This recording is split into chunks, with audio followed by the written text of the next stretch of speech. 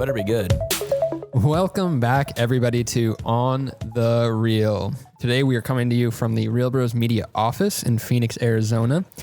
We have a super exciting episode today, probably one that many of you are going to be excited to listen to. We have our very own Colby Sassano with us. And if you're not familiar with who Colby is, he is the gentleman with the extraordinarily amazing long hair. And he packs our fridge. All our BTS. Monthly. Restocks the beer fridge. Yeah, that's what I'm known best for. No. Yeah, so we wanted to have Colby on the podcast because pretty much every day on Instagram, website, all social, we get somebody asking for a job or an internship or to work with us. And it seems we like love it, by the way. Yeah, it's awesome. Keep it coming. But we wanted to do this episode because Colby is one of the few, the proud, to have successfully courted us into giving him a position here at Reelbros, bringing him on board, and taking him along for the journey. So you've probably been with us coming up on 2 years now? Man, yeah, close to probably a year and a half, I'd say. Yeah. I'd say, yeah.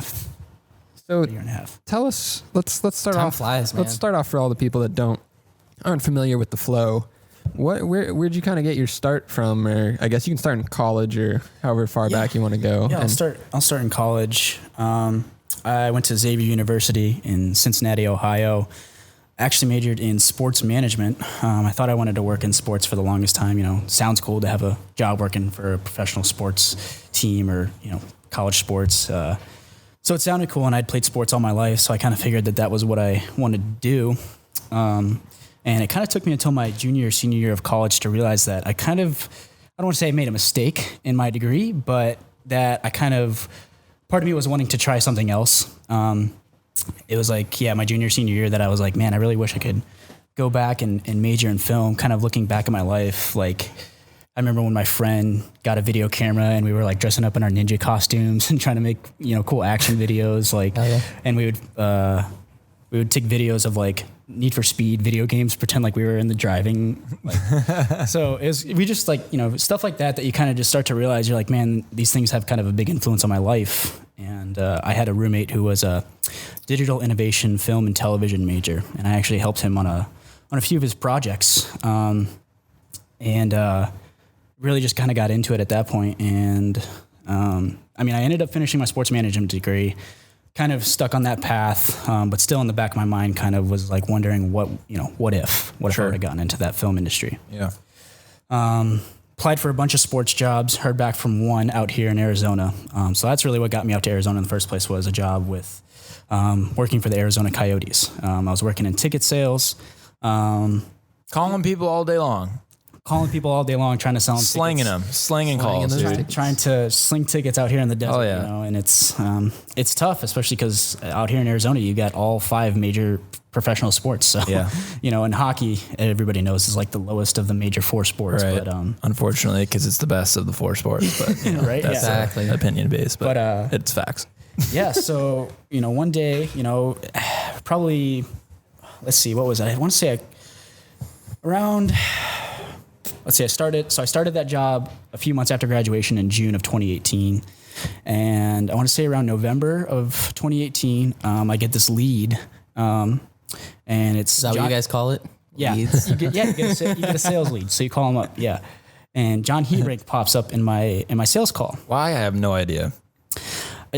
Who knows? Probably went to a game or maybe one. Bought something. John's known to put his number and stuff. I don't know. I get free tickets from I get phone calls. I was just about to say, earlier. If anybody, if you know John, you know that like if you're with him, he's bound to get a call from someone, and it's George, it's someone, it's John, it's another, it's someone, Jared from like another place, and he's like, hey, Jared, we're here with this place. You put your number down, or I got something free for you here. I know, I got something like that. So when Colby was calling it all those times, it was like, it's Colby from the Coyotes. And John would be like, it's Colby from the Coyotes. Let me answer this call real quick. Oh, yeah. How many times did you call? I probably called you 3 It was like 3 or 5 Okay. times. But the first call was Yes. Well, the first call was just, the initial call, which was what about? I don't remember. Yeah, it was basically like the sales call goes, hey, I'm Colby from the Coyotes, know, just basically trying to find out about your buying habits. Sure.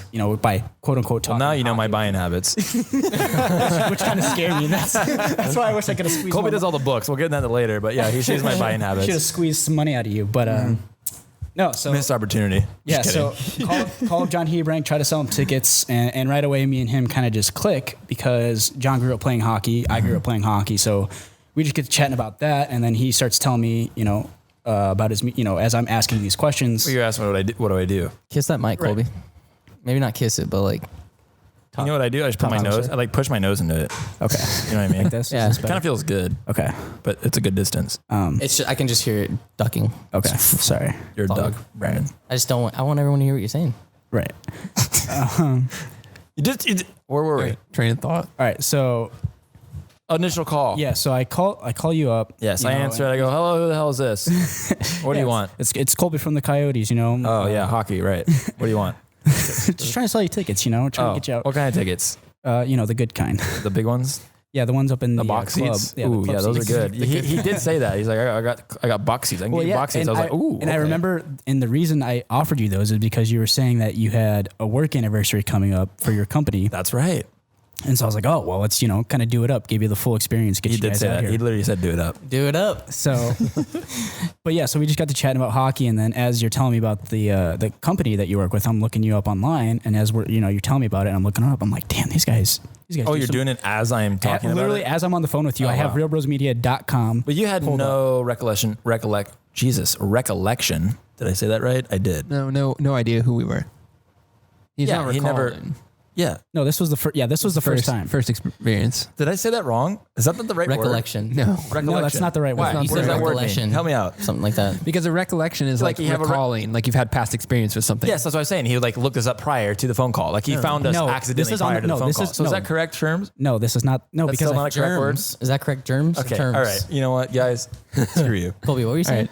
No, so on the first phone call, as John is telling me about the company, like that he's getting ready to celebrate this work anniversary for, I'm looking, I'm typing in reelbrosmedia.com, looking it up, and I'm like, damn, these guys shoot dope shit. Like, I'm like, I was like, these guys are legit. And I'm like looking them up, in the about page, and I'm like, these dudes are really fucking young. I'm like, there's no way, I was like, I got to figure out more about this. So, continue talking to John, and then, we go a couple of calls later, and I'm still trying to sell him tickets, and I'm trying to figure out what's the right thing to ask. The second call was like, hey, still doing an anniversary thing. I can get you more tickets. And spoiler alert, I don't know what I said. Yeah, we never did it. Never happened. Yeah, sorry. The second call though, we were in Nebraska or something on a tractor shoot. You were on a I believe you were on Nebraska. Oh, that's right. Minnesota or something. And I'm like, John, who's calling you right now? You're some dude from the Coyotes trying to sell me tickets.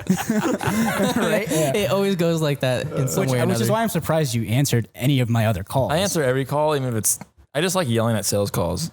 They continue to call me about. No, John plays along with it too. Sometimes I do, yeah. Yeah, and then sometimes it leads to free shit. So he's like, hell yeah. Yeah, sometimes it's good. Yeah, I mean, Most I've seen him. Man. I've literally seen him talk his way into free tickets. So we talked somehow. You thought you were gonna get some free tickets? I was trying. I could have given you some free tickets, but no, I was trying. We do it now. I mean, yeah, we used to. Yeah, yeah. You hooked us up with free tickets. We'll get there. Yep. But yeah, so after a few conversations, and I kept looking back at the website, I'm like, all right, you know what?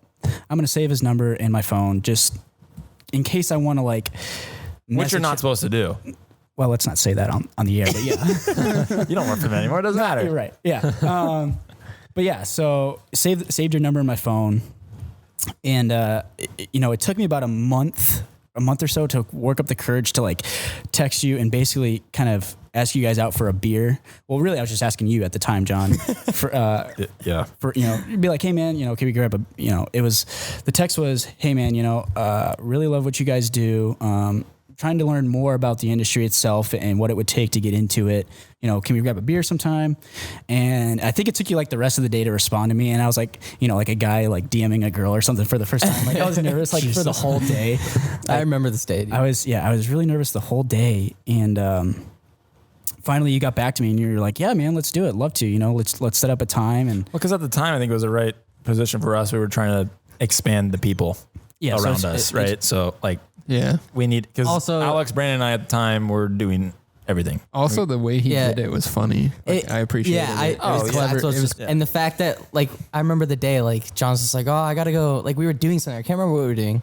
And I was like, John's like, oh, I gotta leave. I gotta go meet up with. I was like, who are you meeting up with? He's like, I don't know, the one guy from the Coyotes. Oh, at he's like, he wants to meet up and talk about film. So like, really, like, well, let's just keep doing it. I'm just joking. I didn't say that, but like, did you all go? Or did we ended up all going. And I was like, and John's like, you guys. And I was like, you didn't invite us. Yeah. And John's like, I mean, you guys want to go? And I'm like, yeah, let's go meet him. And I don't know, beer and pretzels. Like, yeah. No, yeah. You told me the day of, you're like, oh yeah, by the way, you know, my partner's going to come. Is that okay too? And I was like, oh, well, yeah, like, sure. Like, kind of threw me off guard. Like, that's funny. Yeah. So, you know, meet up with you guys at Culinary and, you know. And then we were there for 2 hours. Yeah. 3 hours. 3 hours. Talking shop and, you know, kind of just figuring out what I have to do to get my foot in this industry. Right. Because at first it wasn't any word of like you coming and working not with at us. all. It was just literally just wanting to bite up some information. Yeah. And get to know us. And that kind of rolled into me being like, hey, you know, I just love to just even shadow you guys. Well, when you were, I don't even know if it was shadowing. When you were talking, the stuff that you knew, we either were not good at it in the sense, like, so like the financial aspect of it, we knew we needed help on taxes and, you know, just organizing. Mm-hmm. And he did mention that he did and do that in school. He has a business degree. Yeah. Right. And then we're like, oh shit, you know, and then we come back and we're like, hey, that might be useful. Let's see what happens.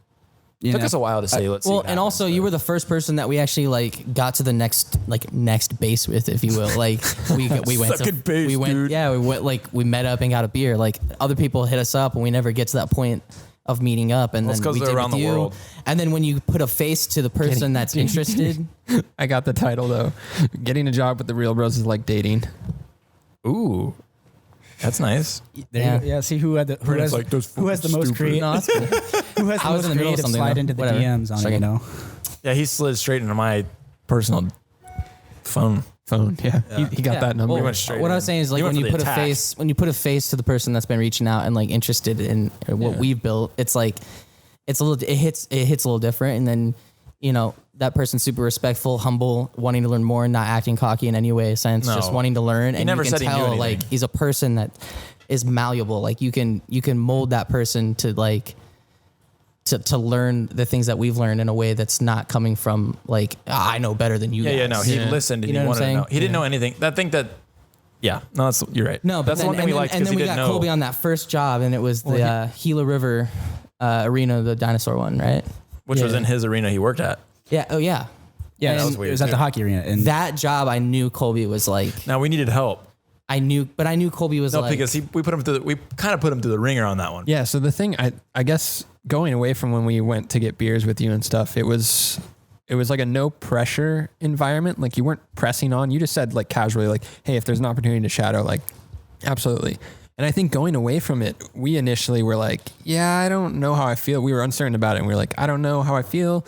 If there's an opportunity that comes up, maybe we can bring him along for us to shadow, kind of get his feet a little bit wet. But I don't know. That's what a lot of our consensus was after. It took us a while to like say yes. Yeah. But we saw a lot of stuff in you. Cause like the thing is when you're looking for people that you want to bring onto your team, especially a small team, is you look for the people that fill the gaps that you don't fill necessarily, or the gaps that you struggle with, or the skill sets that you don't know that they understand better than you. That's what makes a great team. Right. And I think in our initial meeting and some of the conversations we had after that, we saw a lot of opportunity where you were filling roles that we didn't necessarily know the best of. Right. You had the business background, you had a management background in a way.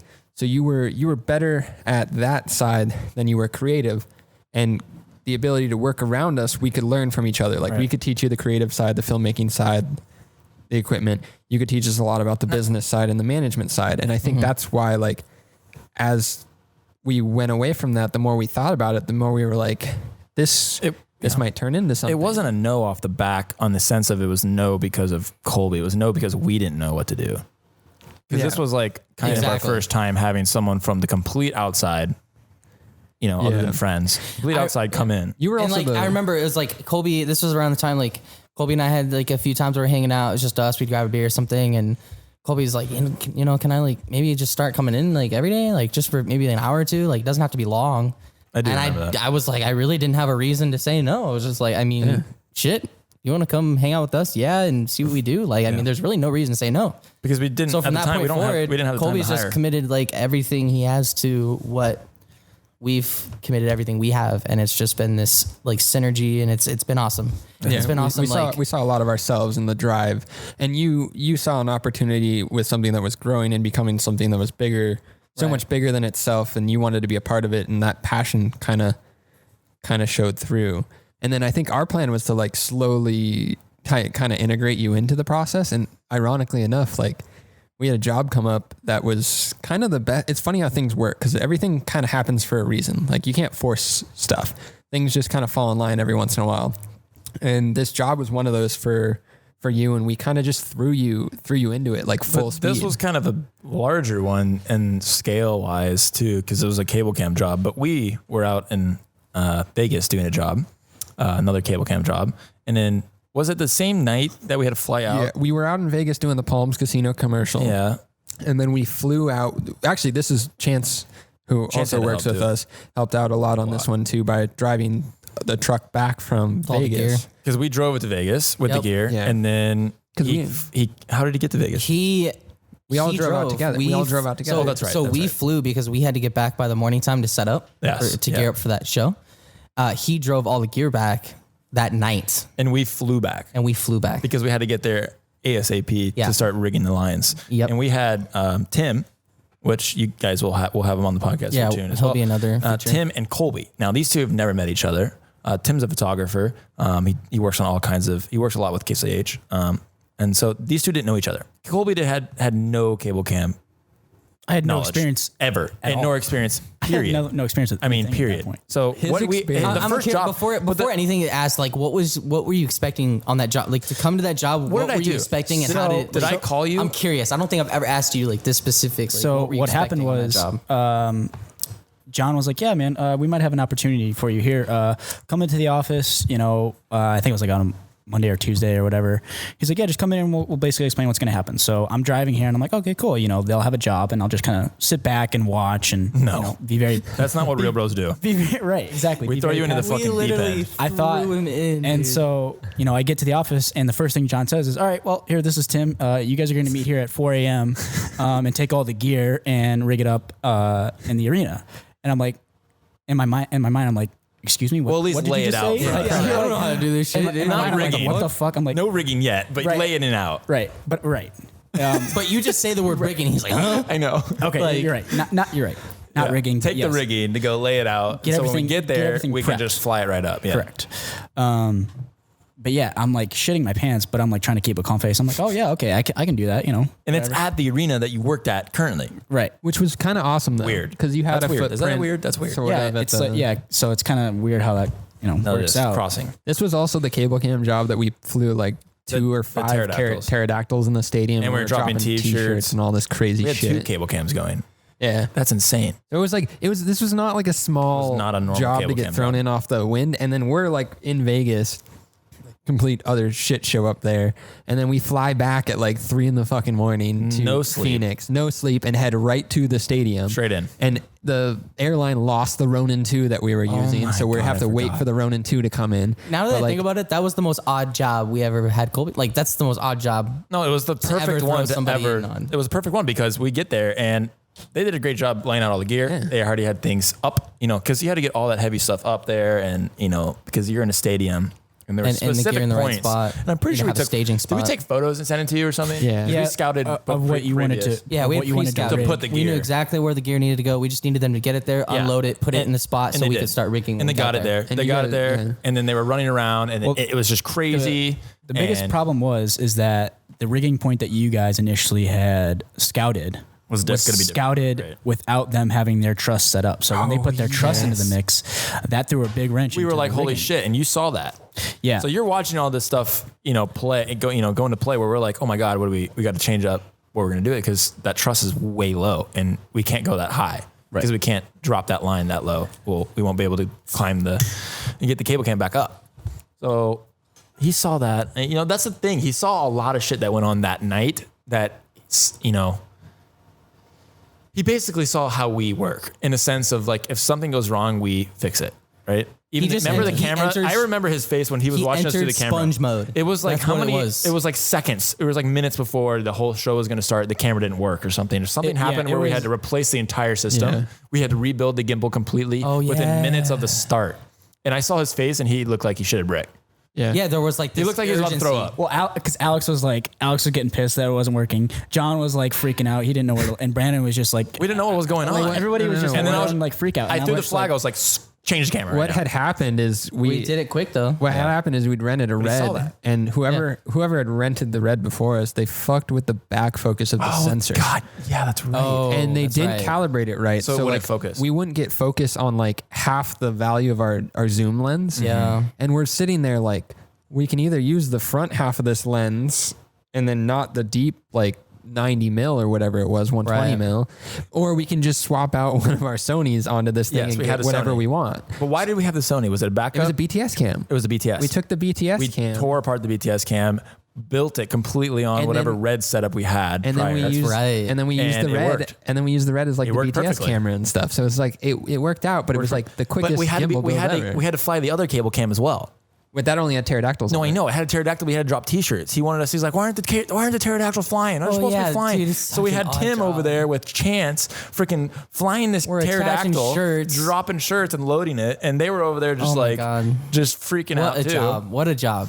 But Colby was standing by us the whole time watching what we were doing. I was just trying to learn, and I was trying to be available, extra set of hands. Like I can tell there was so much commotion going on, and it's like the fans are already in their seats. It's like, 2 minutes before, the show starts, and like the camera's not up. Lights are up, music's loud. So I'm just standing there on standby. I'm like, what do you need? What do you need? Do you need tools? What the funny thing is, we're like, get this, get that. He had no, it's like, Colby knows I can just imagine, because I've been in that 100%. We've all been in that position where like, do this, do that in an environment that's tense, and you're like, I don't know where anything is. I can't help. Yeah. Or whatever. Or you don't know what it is. He was just learning all this stuff. Exactly. But he made it through it. Yeah. But ever since then, it's been sponge mode, like I said, and Colby's soaked everything up, and now it's like, I need this, I need that. It's snappy now. Like, I mean, Colby's always. So did you get like the idea from that first job though? Yeah, what the rest were going to be like? What did you think after that? Were you like, fuck this, I'm done with this shit? Anyone else would have been like, this is ridiculous. I know. And the fact that you were still game after that, I was like, holy shit, he's our breed. I think that got him more excited. He's our breed. I feel like that got him more hyped for the stuff because everything is just so crazy and different all the time. I loved it. Yeah. I loved the action, the commotion, like, because I mean, think about it. I come from a job sitting at a desk making calls all day to like running back and forth, getting tools, like trying to get this set up at the last minute. It's like, it's keeping you on your toes, and that's what I really loved about it, and that's what like drew me to want to come back. I was like, man, I love the commotion. Like everybody was freaking out. And I was just like, I love this. Yeah. I'm loving the action. Like, well, it's funny. He came from the desk at the base. Was it in the basement? It was in the basement with no windows and yellow paint. This is not a joke. Yes. But you had the perfect job to came from the basement. 2 flying cable cams in the arena. I know. That's pretty lit. That sweet moment. Overnight. That sweet moment. Literally overnight. A Cinderella story. That sweet moment of all that work, you finally get to like the monitor and the camera's flying and you get to like enjoy those shots. I remember sitting there though, and we were pulling those shots. And I was like, Colby, in my head, I was like, I know Colby's like, this is his first time experiencing this, like getting. Didn't we ask him to do it or something? Yeah, no, you got to, he got to opt for like the camera, the head. I think it was the head. It was the head. It was the head. That was pretty funny. But yeah, and then it's like once it got all set up and everything was running smoothly, dropping t-shirts, like we were just having the time of our lives. Yeah. Like, now this was more of a not a lackadaisical, but kind of. It wasn't a live broadcast thing. This was just getting content. It was a dinosaur. It's called Dinosaur Fight Night. Yeah, it's they big dinosaurs in a big arena. And they boxing, and they had the boxing dinosaurs. So it's like, it was like a fun thing. We had the challenge of like, it wasn't just an ordinary But that's job. why we gave them the opportunity we didn't hop them on the sticks on a live broadcast shot. We gave them the opportunity because it was just fun. It was a fun, like, anyone listening, we're not throwing new people on big jobs like that. Yeah. You know what I mean? Like, I mean, sometimes actually, because it teaches them. We're ripping for hours and hours and hours. So yeah, no, the amount of stuff we pull out of that is. We had so much content from that. Geez. Anyway. Yeah. Yeah. But yeah, that was it was, first job. It was a lot of action that I just loved. And it was kind of at that point that I knew that I wanted to come back and like figure out what I had to do to keep working with you guys. I almost kind of had to figure out a way to make a role for myself, which is then kind of the part that I was like, okay, I have this business experience. They have, the film and we hated the numbers. I hated the numbers. Alex hates the numbers. And I was like, okay. Brandon's more of the numbers than anyone. of us. And so that's what, It's just because the numbers give me anxiety. Numbers just always give me anxiety. Like, I don't know. It's just I can't do it. It gives me a headache. And I saw that as my opportunity to basically to like start coming into the office more. Like, hey, let's set up a database of our clients, kind of get more organized a little bit, and I can help a little bit on the financial side, accounting wise and things like that. Mm-hmm. So, I kind of start just making these Excel sheets for you guys and trying to really start to create a role for myself. Right. And so which is important. Right. And so that snowballed into me coming into the office every day after work. So I would drive, I would get off of work at the Coyotes, drive which is far away. Yeah, it's like a half hour away. Yeah. So I would drive, which I mean, in hindsight, that's really not that bad, but And during traffic, though. during traffic. No, I mean, every hour day. drive. Yeah, it's not. Yeah. Yeah. No. But yeah, so come here to the office every day and kind of just hang out a little bit, maybe figure out something on the business side that we can improve for Reelbros, and then that starts going into like me being at the office every single day for a few more hours, and then eventually, I leave my job at the Coyotes, and I'm like, screw it, I'll be here every day. Mm-hmm. So I start showing up to the office every day and really just kind of start to sink myself into the inner circle as it is. No, this wasn't a salary. Like we don't even pay ourselves salary yet. So like on that side of things, was that scary to like quit your job and to come into something that we're like, we can do this. We can pay you for your time that you come in and for the jobs that you go on.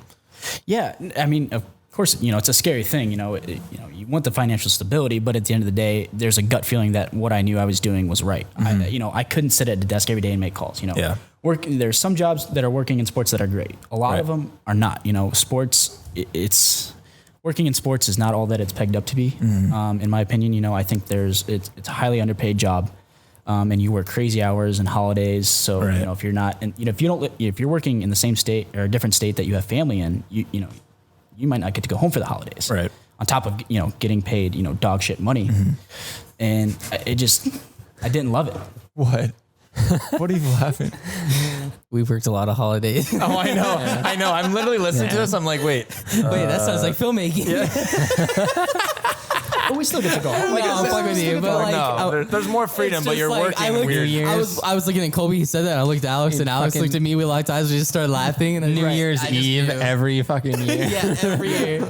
Always working. But that's good. Business is booming. No, there's times when I haven't got to go see my family for Thanksgiving or Christmas. Totally. So like that's really kind of what I meant, I guess. Yeah. But yeah, I just knew I didn't want to work in sports. Unfortunately, the job I had just really soured me. And I knew that when I started coming in here every day, kind of leaving my job to come in here every day, I knew that it was like the right decision, even though I didn't have my financial situation necessarily figured out. So, what I decided to do, was just start driving for Lyft in the meantime, like I can Shout out Lyft. because what that gives me the freedom to do is just Sponsors. Sorry. what that gives me the freedom to do is come into the office as much as I can and, still make money on my own time. Right. Yeah. One of the very few jobs that, you can start and stop working as you please. So really it kind of just, the scheduling really started to work out for me. So, I'd come to the office in the morning, and then, I'd leave halfway through the day to go drive. And I would do that, I did that every day, and then we started having a couple more jobs and you're like, all right, hey, yeah, come with more jobs on us. And so that has like slowly snowballed, just from me going on one job and shouting you guys to coming into the office more to like being here full time now. So really just kind of had to make that role for myself. Yeah, it's a process. It was super organic, and I think that's what's important. When things are rushed and don't feel right, then it's not going to place right, Yeah. Like everything happened in a very organic progression, and I think that's why we've ended up where we are today. Well, and we also got to become like really good friends, and like you jived really well with everybody, and you're not. And Colby and I play hockey currently. Well, we haven't played. Yeah, in a there's while. like It's damn quarantine, but yes, we play hockey together. Yeah, so that worked out as well too. There's a lot of things that were outside of work that were like, oh. I'm just a very likable person. What can I say? Yeah, well, calm it down there, kid. But, no, and you when it gets hard or it gets tough or uncertain or like you're on a job and shit seems like it's all going wrong, one of our key things that we like to do is just take a step back and crack a joke and laugh a little bit and bring a little light into the moment, and you get along with that very well. If there's one thing that we do He's lot, quicker is than us. We rip on each other a lot. Like we joke and we, push each other's buttons like so much. But like so if you guys end up the fact that we stick it through, and like we always see the friendship in it, and like, well, it's never like mal. There's no like bad intention behind it. Never. It's just never. No, but you got to understand the humor. So it's going to be interesting when we do eventually have more people come in. I think The humor that we have, I Yeah. wonder how people are going to react. Not everyone's going to be like Colby. you see a lot of people. No. A lot of people at that first job in the stadium, they wouldn't have made it past. They wouldn't have made it that Hell day. no. No, they bet. would have been like, "What am I like? Fuck this! I don't want to get in this industry." Yeah, no. Yeah, but you stuck through it. Another thing that was really cool to see from at least our perspective was you kind of got to go full circle with the Coyotes, because like a few months after, probably a few months after the arena job, we ended up doing the Coyotes 2019 promo stuff with the Bolt. And like here was a company that Flip-flop. here was a company that you were working for, the selling basement. tickets in the basement. With yellow walls and no windows. And now remember. here you're with the production company that is running the show basically to all of the get promo. these shots done for all the promo, and you got to run into a lot of your previous fellow Coworkers. employees and coworkers Head and to stuff. head. And how'd that feel? I remember Alex was like, "The come up is real with this man." I know. On that day. I was well, because Colby was doing a lot. He was running around. Colby No, acts for as like sure. as like an AD when we're on set, in a sense. You know what That's I mean? the best way to put it. Is AD. Yeah, I think that's like on set. That's what Colby But does. hey, Colby is. He's got the paper in hand, he's Like all of us, organized. like all of us, we can morph, and we're like a jack of all trades. I've seen Colby pick up the BTS camera, rip some really sick shots. That's the thing with Reelbros. Like- You got to learn a good amount. There's Almost a everything. handful of our Instagram posts that are Colby shots. Yeah. yeah. And some of them are some of the most fire shots we've gotten in a while. Colby's got other companies posting his shit. He's starting his photography career. For real. But how'd that feel being on the other side with because we got to like meet the whole team and hang out with them and go through the day with them with this awesome piece of kit for 2 days. filmmakers that like Right. even a lot of people that have been in the industry for decades haven't even gotten the chance to get their hands on or play with. Like, I how'd mean, that we feel? were totally excited. I mean, alone just seeing like, the people that I used to work with, and a lot of them were like, whoa, what are you doing here? Oh, you work for Reelbros? I'm like, Yeah, that was fun. it was like one of the Finesse. greatest feelings of all time. Like, just because like, it's like now you guys want to hire me back, it's like, Yeah, right.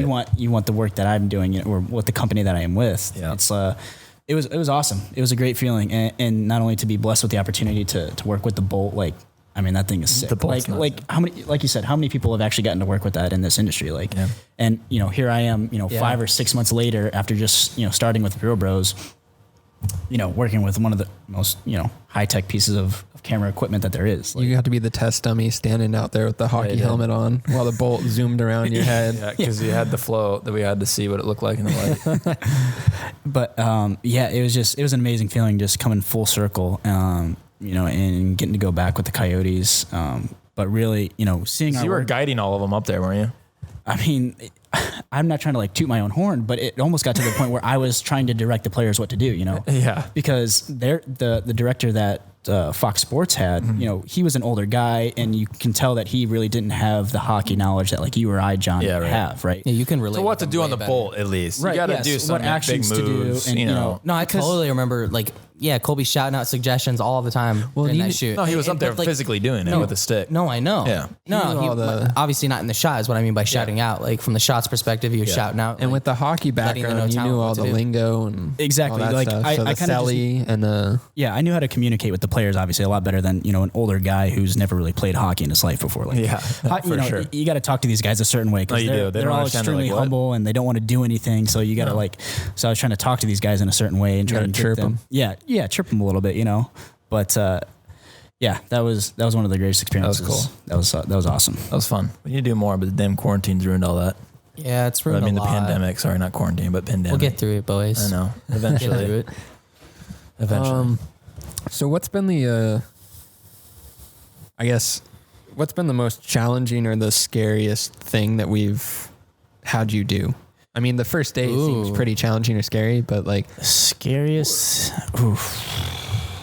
got a good question for you too on the other side after this. I think I might have to say Phoenix Lights was kind of scary, because that was high stakes stuff. That was the first time that we had the jib, and we were all kind of working on putting it together, and I'm like, I'm screwing some of the bolts I'm screwing in. I'm like, I'm hoping that I'm putting these in the right way, because if not, this is going to be over a crowd and snap off and kill somebody. Like, that's high stakes there, Yeah. Always. And, John's swinging it around, and I'm trying to spot John as he's swinging the jib around and making sure that he's not going to hit anything. So I'm not focused. I'm focused on the shots, boy. Right. And so I'm kind of trying to spot it. And, again, high stakes, I don't want him to hit the truss or hit anybody in the face with the camera. Or get a laser in the sensor, which happened anyway. So, Yeah. Oops. Exactly. R.I.P. Sony A7S. Whatever. Yeah, I think that. That's pretty funny. That's interesting that that one came up. Yeah. I mean, that makes sense. That scares me when I put that thing together.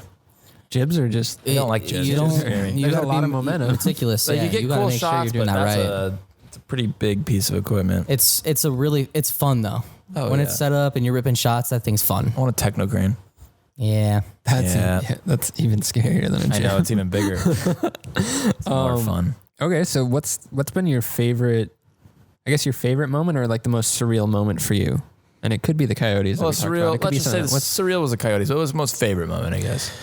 Yeah, man. Or if you have a few. The Coyotes, man, that's tough to beat. We've done a lot though. I would say, honestly, I would actually say one of the most surreal moments was us shooting 3 full commercials for Fulton Homes. Yeah. Because that was kind of really the full encompassing production experience. We got to handle everything from, crafty to hiring the talent. Yeah. That was a big one. To helping with the script, like shooting, editing, like that, that was the full experience. That was the full pie. Exactly. That's true. And so, we got to do, 3 separate commercials for them. And so really kind of got a good vision for everything that goes into the process. And that was the first job that you guys had tasked me with, of assistant directing that whole production. Yeah. Yeah, and I remember specifically that production. I was at the end of it. I specifically said, "Damn, Colby killed it." Yeah. Like it just, and I remember there was a difference. Yeah. Like before, we had someone like in that position doing that type of work for us. Versus, I mean, when we were doing the work. Yeah, I know, but when we finally had someone designated for it, it just felt so much it's insane. more comfortable and like less stressful. But that's why I've said recently, like, we're always talking about gear and what's next and how do we improve stuff. And I'm like, how do we improve people? Yeah. My biggest thing right now is like how, like, I see more value in people now than I do gear. And that's gear is replaceable in an instant. You know what I mean? The other thing too is that, you tasked me with this job. I had never assistant directed anything, much less been on very many productions. Right. So, at that point, I'm like doing all the research. I'm seeing, all the roles that an assistant director fills, what they do on a daily basis, from I did. What did I say? Go home and study. Yep, you sure did. And so, you were sending me all these articles, and I'm reading all these, watching all these videos and articles about, what it takes to be a good assistant director. Yeah. And I took that really to heart, and I tried to take everything that they were saying and doing literally. Like I was very regimented. I have my You're on time. I have my notebook that I'm always writing notes in. Hey, we need to move. When are we leaving? Yep. I try to have everything down, almost to the minute of when we need to be somewhere and when we need to be shooting and rolling. Colby, didn't you call on the first day that the girl that was supposed to be at the bridge was supposed to be there? That was pretty early in the morning, and one of them was there, and then she showed up extremely late. What did you do? Yeah, so one of the talent was not there on time, and so I had to call. It was young talent, so I had to call her mom. You asked us what to do. What do you like? What do I do? What do I do? To do it, and we're like, call her.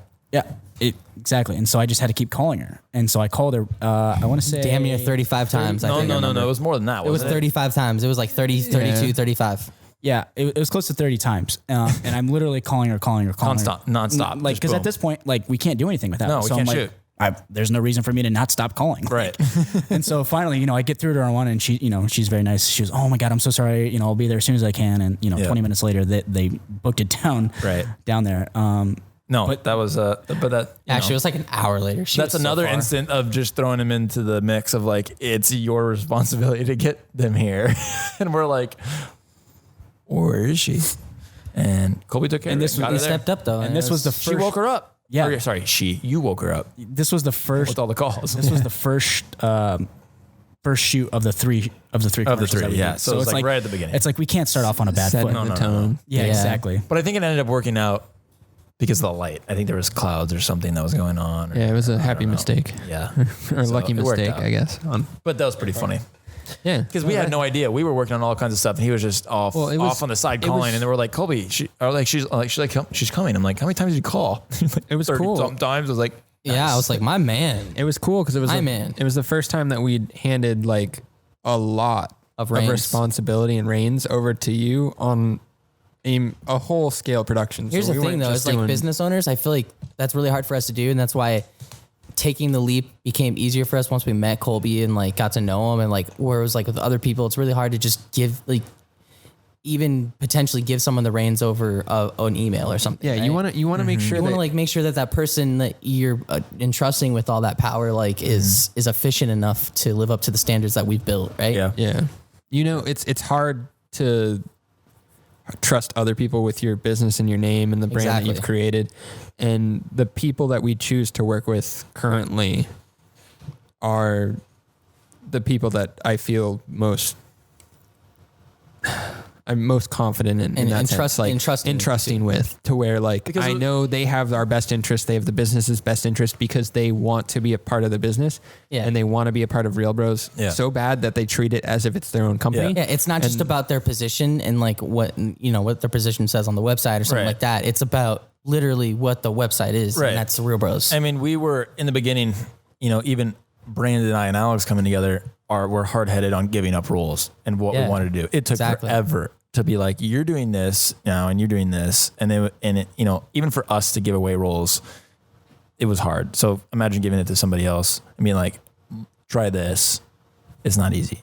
We still manage it, but a lot less than we used to, if not any anymore. But yeah, so Colby has been working on currently a lot of the financials. So he does all the books, a lot of the books, and SEO recently, because SEO is important.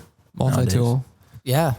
Super. So we've been working a bunch on that, doing a bunch of Google ads, Google stuff, Google Analytics, goo, all kinds of googs. Trying to get the word out there about the pros. And it's been working out. We've been getting lots of It's cool. Yeah. Have you, I guess this is a question for yourself, for us, and for future people that work here or want to work here. By the way, you want to work here, just before, sorry, cutting you off, I literally got an email asking for someone, I'm not even kidding. Oh man. It happens. It happens all the time. 20 minutes ago, someone wants to work here. Let's be creative, people. We'll get into it after this, but and see, that's the other we thing. love this. Keep doing it. We appreciate that. That fuels us to like grow this quicker, right? In the sense of like wanting people to be around us. The fact that people take time out of their day to to try and convince us. We're getting letters. And just let us know like they're interested. It means the world to us. Like we're trying our hardest. Take that lightly, and we appreciate it, but there is it really is every day. There's some really talented and people. It's hard to reply back to everyone in a personable manner, like that's super personable to them. Yeah. If we miss you, I'm sorry. We try to get back to many of you as we can. But if we do miss you, maybe reach back out. I don't know. Consistency is key. Yeah. So anyways, having for Colby here, having worked with us for as long as you have, and this one, I'm curious to know this, and I'm sure a lot of people that are interested in working with us are as well. Have you felt like the amount of time and effort and possibly like sacrifice that you put into to be here and be working with us has worked for you, has helped you grow? Have you seen like a reward in knowledge and skill sets back from the time that you've put in? Oh, absolutely. 10,000%. I mean, I was having an interesting conversation with my dad, probably, it was last year, kind of when I started coming here full time. Summer of 2019. And he asked me, he's like, well, I mean, have you thought about going back to school for film and stuff? You start working with these guys, you probably want to bring some knowledge to them. And I was like, honestly, in the few months that I have spent with them, I asked him, you guys said it'd probably equate to already having been in school for a couple of years, because the experience that you get on set, in the job, in the office is nothing to what you get in the classroom. It's not. Now, what you get in the classroom is very valuable, but it's not near it's enough. leagues behind what you get on the job. Yeah. So, and I was like, honestly, I can be here for, a year or so more and basically, have the knowledge that a person coming out of a film degree would have. And it's insane. Like I kind of go back every now and then and like recoup on the knowledge that I have gained. Like I couldn't have told you what a gimbal was back when, when I first went on the Dyno Fight Night job at the hockey arena. I would have not had known what a gimbal was. You could ask me, hey, what's a red? I don't know what color. Like seriously, like. Oh, that was fire. That was good. And now it's like I just have this girth of knowledge. Jesus. I just have all this knowledge that, just from being on set and actually using and being around the equipment, like knowing how to use it, it's insane like how much I know now. Yeah. I can have a competent conversation with someone who's been in the industry for years and they would have thought that I've been in the industry for years. Sure. Yeah, sure. no doubt. Totally. No doubt. Yeah, that's what I was saying. Like the amount of stuff you picked up since that job it's unreal. Like the one thing that we love doing here is learning.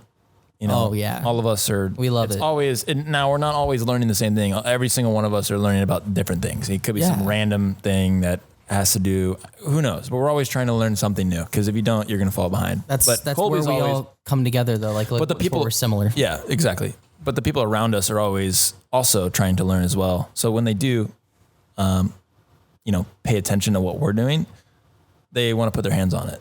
Yeah. For me, that's what I need to do. I need to put my hands on stuff to learn. Yeah. And with Reelbros, what we do is we literally throw you in the deep end and you're going to learn it and you're going to figure it out. Because if we don't throw you in the deep end and we just let you watch and then all of a sudden a time comes up where you have to do it, you're screwed. You're not going to know how to do shit. You're used to seeing someone else do it. So if you hear this, enough, a multi-tool of Reelbros, that's what we need. We need those types of people because it's way more valuable to us, we think. Because if it's a situation that comes up and we're in a tight spot, and they do all the time, we need you to know what's going on.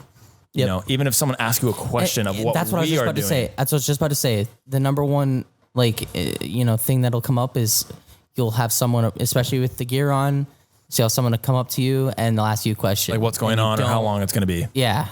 Even if it's something as simple as that, or if it's a technical question, the fact that every one of our teammates, our team members can answer back in a methodical way, that goes so far for our company, and it gives the client confidence. Oh my gosh, everyone knows what they're talking about. It's not like I have to go report to someone they're the only one that knows what's going on. You don't get the guy where you're you ask them a question, they're like, oh no, I'm just a grip. I don't know. We don't do that. Stand that. We don't say that. It's useless. Now, I'm not saying those people that are to learn grip in film school are useless. No, not at all. By all means, but in our environment and the stuff that we work on, it is useless. You know what I mean? We see more value in that. But Colby, do you see that actually being true or not?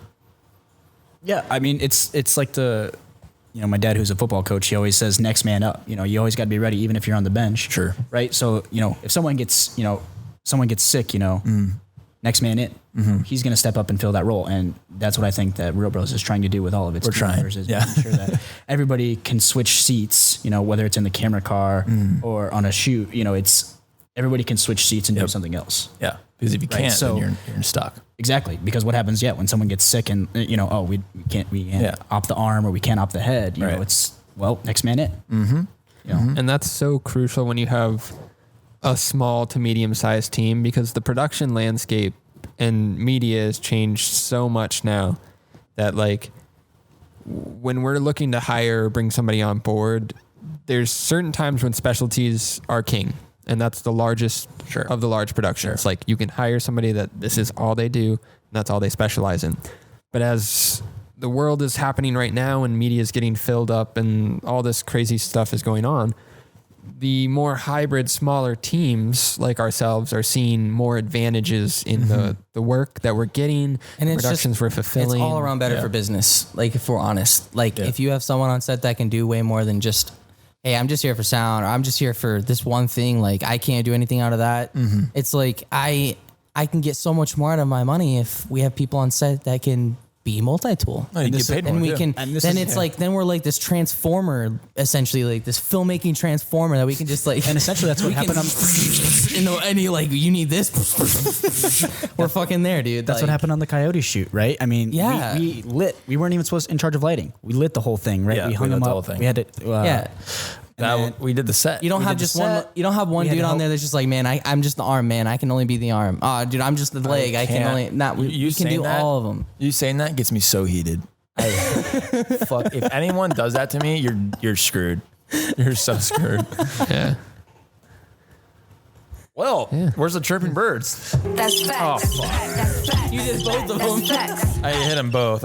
I hit the right. But going back to what you just said about getting an email, I see like how many emails and how many DMs and all these different things that people hit up every day trying to work with the Reelbros. And I remember when I like first started here, my first few months, and I'm still seeing all these like, all these people that are hitting you guys up. I'm like, compared to those people have actually worked with cameras before. Yeah, no, they're in the industry. Yeah, they've been in the industry longer than I have. And I'm like, damn, I have no business being here, right? Compared to these people. But It's the imposter syndrome. I have brought this up on a different podcast.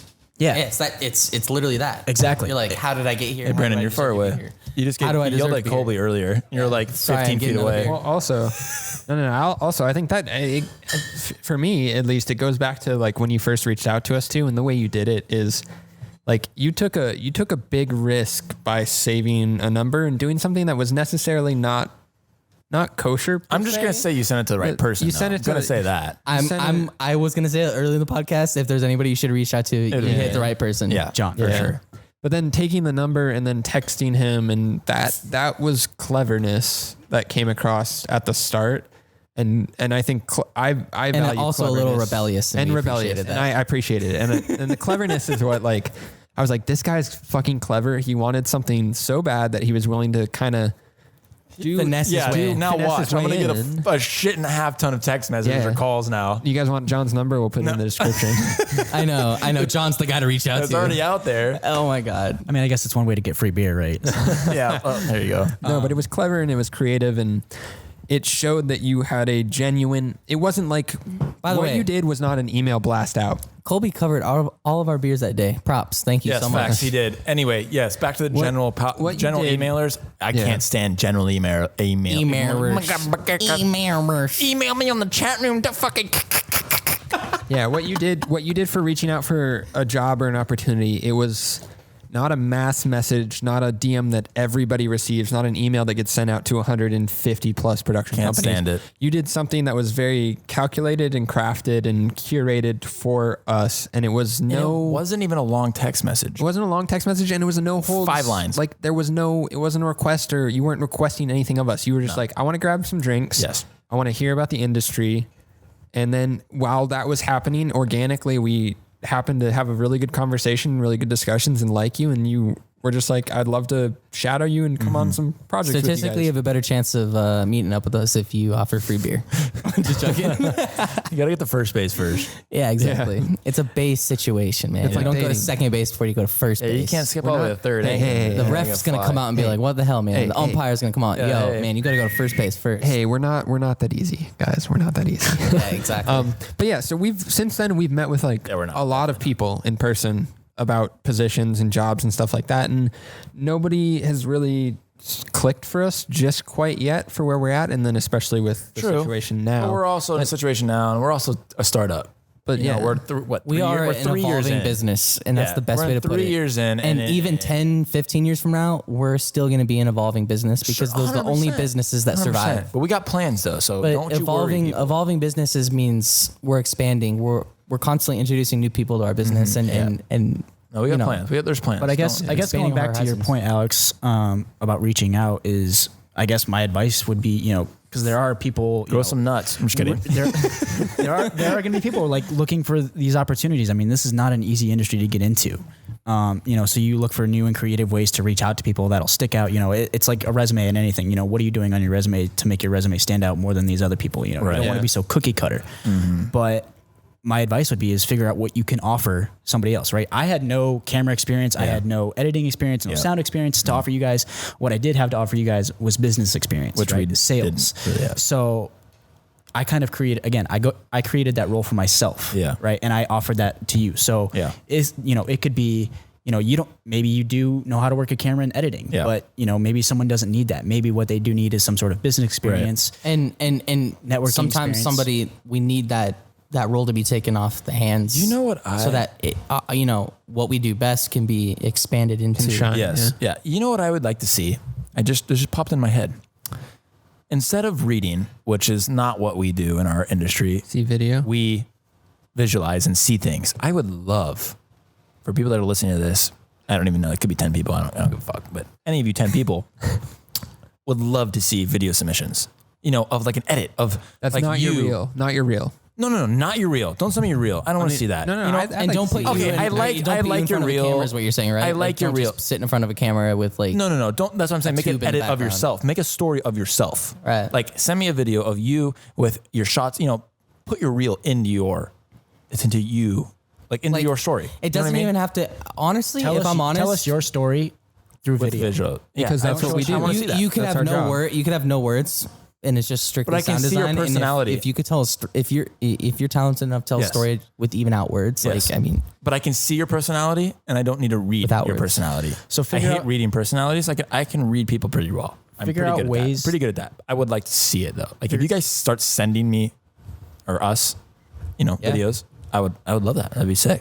And so figure out ways to be creative with your, Creative with the edit. reaching your out, but also figure out what you can offer somebody that maybe they don't already have. Yeah. Whether that's anything that gets sent to us, just so everyone knows, like we all sit around together, like it's a campfire, and we watch it. Or it's not just read it, one or person that whatever. sees it, and then hey guys, We appreciate I saw it all. this thing, blah blah blah blah. It's like we all are Yeah. sitting around like Everybody campfire. gets notified that he or she said this or that. But you got to find a way.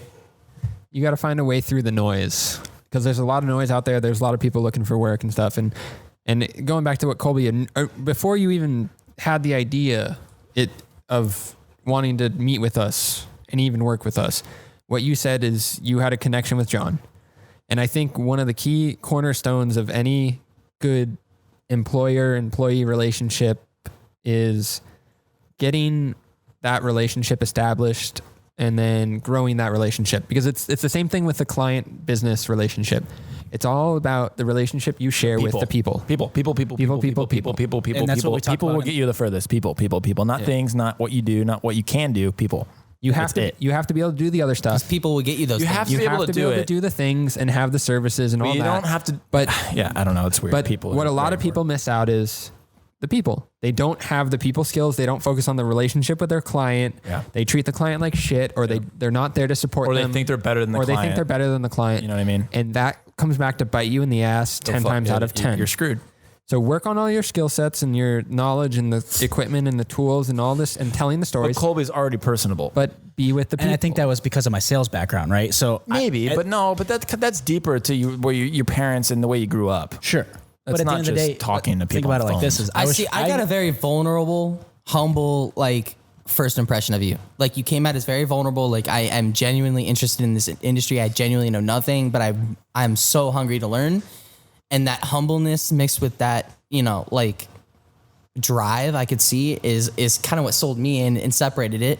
Yeah. Seeing the face to the, not just a message, like a well-written message. Yeah. Seeing someone that can talk well to you in front of your face as well. Mm-hmm. And not to mention, you were expecting one person to show up and then 3 guys showed up just surrounding you, right? Right. Asking you And questions. that's pretty like, intimidating. for sure. Yeah. It's like, and I just, the way you handled it was, I was Well, it like, started I off- would be down to get him on a job. It started off that I was trying to sell John That's exactly tickets. how I thought about it. I was trying to sell John tickets to start it off, and I then know. that morphed into me selling John myself.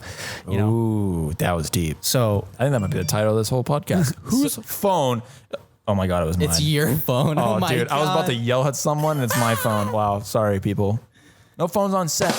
Oh, that's good, Brandon. Good. You're pretty good at these buttons today.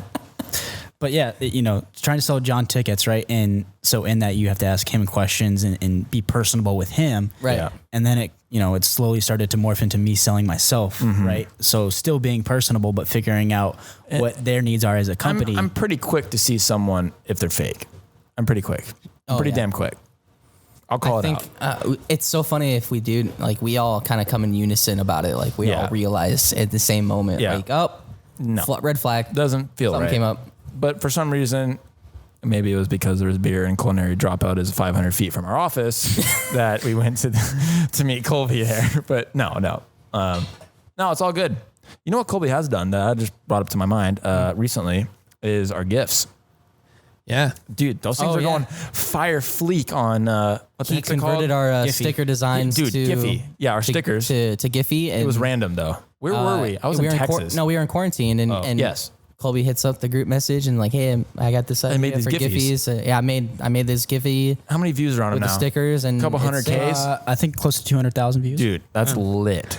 He went above and beyond on that one. Yeah, That was, so he's still making them. So people use our Giphies. That's the on multi-tool we're Instagram. talking about. Colby's just not doing stuff in the books and Or he's not. managing He's that not aspect. waiting for us to tell him But something. we're all in it know for what I mean? Real Bros. We're not just in it for our position. Yeah. That's the point. But That's Colby what it comes also- down to. Colby's in it for Real Bros, Yes. not the deep or the AD Yes, position. Colby knows our brand though, so he knows that we would love to do Giphies. Exactly. So he made it his job to get those done. he's Exactly. investing in the brand though, which is a good idea for if you want to work at Real Bros. It's a good idea if you want to anywhere you want to work. Yeah. No, if for you sure. find a job or a position that you you invest in it. love, job. a You long-term invest job that in you the love, brand. invest in the brand and the company yourself, and that will be seen. and you will see so much return on that investment versus someone that's just in it for their job position. versus somebody that's just in it for the people job that position. just work. for their job position. Because coming from Can't stand it. That's owners, 3 times I can't stand. I can't stand times in this. coming video. from owners and people that have started the business and gone through that process and deal with that stress and that joy and all that stuff, you see that in people and you see that in your employees as such an amazing trait that you can't make it, you can't train it, you can't artificially create it. To have somebody want to be invested in your brand and the business at the same amount that you are. So that when you see that, that is something that you want to treat, you want to bring it in, you want to cultivate it, and you want to grow with that person. Right. And if you have a position that you really love and a job that you really love, that's exactly what you want. You want to be able to have security, have growth, and have support from the people that are running that business. Right. Yeah. So this goes beyond Real Bros. This goes on if you're working for another production company, if you're starting your own company. The most important thing is look for people that have the same mindset that you do for your brand, or have the Or same at least mindset aspiration for your brand, or the brand that you're working for as the people that founded it. And you will see rewards. You'll see opportunities created. You'll see 10x, bro. Yeah. But I welcome people that have different methods to those. Yeah. Oh, So- people that bring their own People that bring their own visions? methods and their own visions to it. Like Perfect. they have the same end goal, but their vision is maybe, or their Off to footsteps the- are yeah. different. I'm Good. so interested in that because 100%. we're people that can mold and we can see those, Yeah. you might have a better idea that it correlates to my good idea, but we can Yeah. mesh into one. And I think another good piece of advice. There you go. That's facts. Brandon's on fire with these fucking buttons over here, dude. Let's do it. But another piece of good advice for investing in a brand is figuring out how much time you spend outside of the office working for the brand, right? Sure. You know, No, you go- 100%. you It's go not to the just office- inside time. You go to the office Absolutely. 9 to 5, and you just work 9 to 5, but Yeah. then you get home and you're just Right. sitting on the couch watching Right. TV the rest of the day. That's not hard to do, right? Yeah. The hard thing to do is put in the hours outside of Sure. the office. Yeah. Absolutely. So, My head's always spinning, but that's Exactly. interesting to have other people You're that not are getting, not. I mean, what we do, you're not getting paid till you're getting paid. Like that's literally what it is. Yeah, We're exactly. not, there's not some dude above us that is guaranteeing my check. Yeah. No, my head's always spinning it's- when I leave the office, let alone. But it's just interesting to hear that what Chloe just said from Exactly. a person that's not, that didn't start it in a sense. It's outside perspective And of he still has that mentality of like, we need to get stuff done. exactly. I like that. It's 24/7. Exactly. It's 24/7. How many hours are you putting in outside of the even not office? even doing, even if you're not doing something, you're maybe researching, right? Maybe you're on Instagram or you're Yeah. on Facebook or you're Anything. online. You're like, oh, these people are doing this or doing that, or like maybe there's a new tool or they're doing, You're there's thinking like about your constant- next day, even the Yes. next week Yeah. and the next month. Like that's on your mind. It's not just like, what am I going to do once I get to my desk tomorrow? Yes, correct. Is what it comes down Welcome to. to Real Bros. Welcome. Provide value. Yeah. Provide value and growth, and you will see both those headed right back in your direction. Yep. And shoot dope shit. Yeah, shoot dope shit. We shoot dope Be shit. creative. Be creative. All Send right. out Well, emails. I mean, that Colby, you got anything you want to add to this? No, I mean it's been an honor, to work for the Bros, The brothers. the real brothers. Are you guys actually brothers? That's what people ask us. Are you guys All actually the brothers? time. All the time. Do we look like it's brothers? just- No. Yeah, I mean, no. We should all just legally. Maybe change our Brandon and last I names could like actually maybe become pass. I think brothers. Alex. I'm just kidding. Which is funny because someone actually said you and Alex look like the brothers, and I Really? look like that. Oh, wow. Remember Someone that? totally brought It was that up. Square Planet. I remember that. Oh, Interesting. yeah, we don't speak of them anymore. Real but that's all right. Real brothers. People do say that. Brothers. Real brothers. If they're trying to be proper about it, or if it's like an award or something, they always. You feel guys like a they have to fishing go to- company? Yeah, we've had. Remember that old Two lady people. that came up to us when we got out of the car to go at to a Chili's. restaurant? Yeah, Chili's. Yep. She's like, "Oh, you guys fish?" Dude, she was hyped. She We're thought like, we "No, sold we're rods. filmed." Like, oh, She thought we had rods for days, bro. I've never seen someone so I actually disappointed. need that we to, weren't So selling fishing disappointed. rods. So disappointed. She's like, I'm like, no, we're a production company. She's like, she just fucking literally didn't say shit and turned around and walked away. turn. She left. Maybe we'll start fishing. She was super. Yeah, that was supposed to happen for the what the heck is it called? April Fools. Yeah, we missed that opportunity. We're still gonna do it. It'll come around. Anyway, Colby, thanks for coming on the podcast. Thanks for being in the office every day. Yeah. Thanks for being a bro, and hopefully we can continue to shoot dope shit together. Shoot dope shit. Let's shoot dope shit. It's been a pleasure. All right. Well, Breaking it down that dumb, but yeah, Yeah. it is kind of that dumb in a sense That's of like true though. breaking it down to it's Shoot dope shit. yeah, to the ground level. Well, hope you guys enjoyed this podcast. Stay tuned for the next one. We're in the process of trying to figure out how to continue on with our guests for the podcast during this COVID pandemic. Yeah, we had a lot lined up. You know what I mean? For what was it? NAB. We had a ton lined up. Yeah, so we There might was a have some. lot. We're gonna have some people probably call in. We're gonna test it out and see if we can keep the quality so up for you guys. don't yell I at think us that's a if good it's shit. idea. I think that's a good idea. I think we have a good idea of how to make it still sound good. So we're going to try it, see what happens next. So in the meantime, listen to our other podcast, or you know what? Go to our BTS on our website, submit a submission or whatever it is, put your email in there, and you're going to get emailers of all of our updated stuff. So just keep updated with us, and just kind of, be cool. We fell a little short. Round two. Brandon's, sorry. All right, catch you timing guys was well later. off. See you It's later. all right. Thanks, guys. Hey guys.